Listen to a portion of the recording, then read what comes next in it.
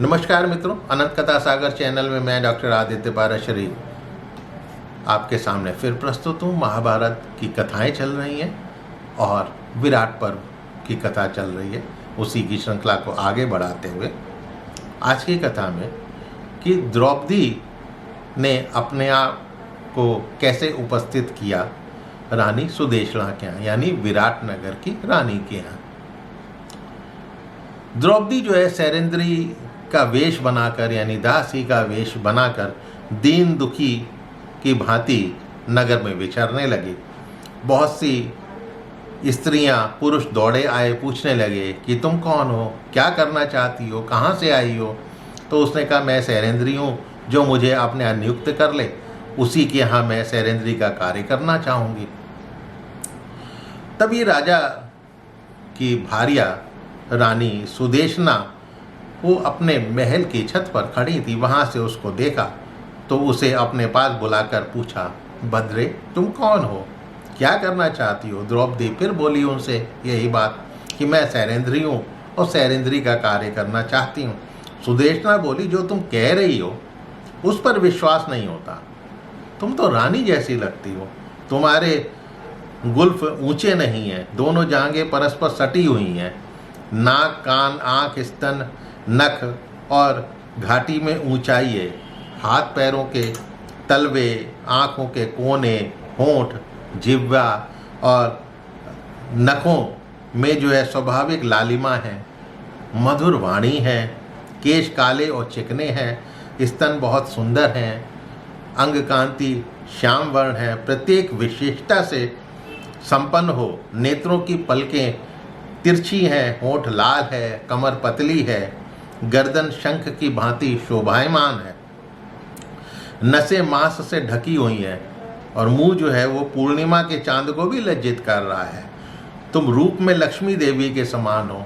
तो कल्याणी वास्तव में तुम हो कौन, तुम दासी नहीं हो सकती, तुम यक्षिणी, गंधर्व कन्या या इस नगर की अधिष्ठात्री देवी, नहीं तो विद्याधरी, किन्नरी या चंद्रदेव की रोहिणी हो सकती हो, तुम कौन हो।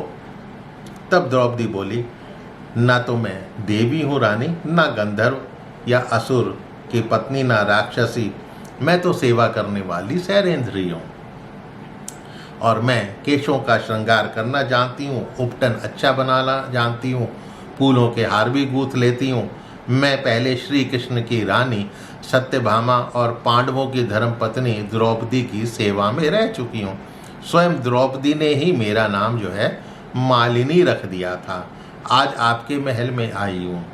सो सुदेशना बोली यदि राजा तुम पर आसक्त ना हो जाए तो तुम्हें रखने में मुझे आपत्ति नहीं है। इस महल की सभी सुंदरियां तुम्हारी ओर एकटक देख रही हैं। कौन पुरुष ऐसा होगा जिसे तुम मोहित ना कर लो। राजा विराट तुम्हारा ये दिव्य रूप देखकर मुझे छोड़कर तुम पर आसक्त हो गए तो तुम जिस पुरुष की तरफ भी ध्यान से देख लोगी वही जो है काम के अधीन हो जाएगा। अपने घर में तुम्हें रखना मेरे लिए अनिष्टकारी हो सकता है।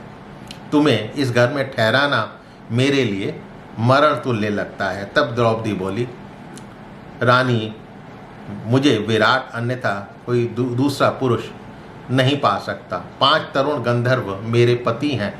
वो शक्तिशाली गंधर्व राज के पुत्र हैं। गंधर्व तुल्य राज पांडु के पुत्र हैं। वो मेरी प्रतिदिन रक्षा करते हैं तथा मैं स्वयं भी दुधर्ष हूँ। जो मुझे झूठा अन्न नहीं देता और मुझसे अपने पैर नहीं धुलवाता उससे मेरे पति जो हैं वो प्रसन्न रहते हैं। लेकिन जो मुझे बलपूर्वक प्राप्त करना चाहता है उसका उसी रात जो है परलोकवास हो जाता है। मुझे कोई भी सतीत्व से विचलित नहीं कर सकता। तो रानी सुदेशना बोली यदि ऐसा ही है तो मैं तुम्हारी इच्छा अनुसार मैं तुम्हें अपने घर में रखूँगी। तुम्हें किसी प्रकार मेरे पैर धोने की या तुम्हें जूठन धोने की जरूरत नहीं पड़ेगी।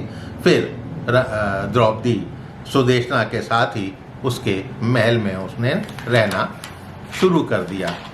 अब बाकी 2 पांडवों ने क्या किया वो आप अगले एपिसोड में देखिएगा। तो मेरे चैनल को सब्सक्राइब करना मत भूलिएगा और इसे इष्ट मित्रों से शेयर अवश्य कीजिएगा। मिलता हूँ इसी कथा को आगे बढ़ाते हुए अगले एपिसोड में। तब तक के लिए नमस्कार।